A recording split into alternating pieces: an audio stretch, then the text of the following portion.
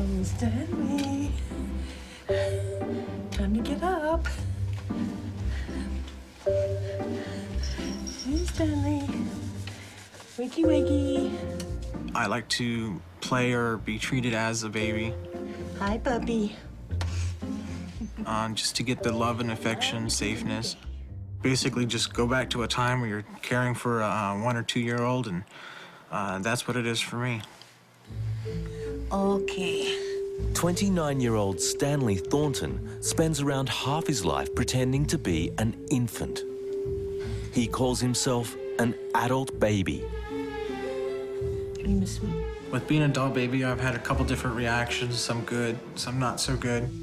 I've had some people that are perfectly fine with it, and I've had others that are just angry, like they think that it's an automatic that you're a pedophile because you're into it.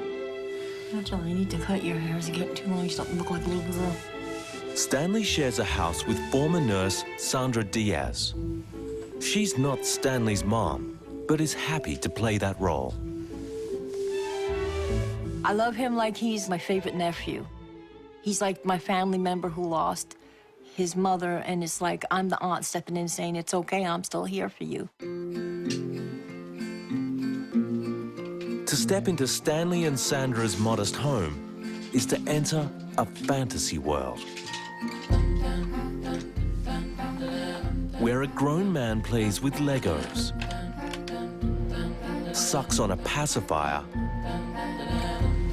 is spoon-fed, uses baby talk, and even wears a diaper. It's a life of make-believe that many would consider taboo. If I do, he is sure to cry. I think our cultural norms tell us that we're supposed to be babies, and then we grow up and we go through teenage and then we become adults, you know, and if somebody is trying to jump back, then that feels uncomfortable and people feel threatened by something that's out of the ordinary. To avoid public shaming, Stanley switches to adult mode when he leaves the house.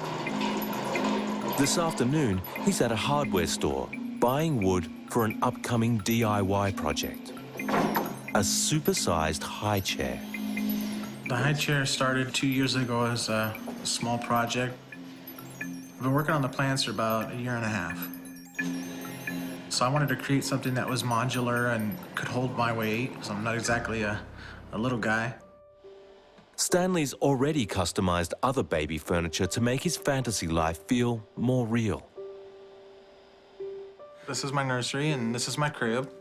It took me about a day to build it and another day to paint it. This particular side goes up and down, the other one's stationary. I like it, it's very comfortable, it's easy to get into the baby feel while you're in it. I mean, there's nothing else like it, waking up in a crib as opposed to a bed. And sleeping in the crib, you wake up as a child and you can continue on from there. And it's easy to stay in the same mindset. I got my hands on a baby-sized play yard that I converted for adult weight.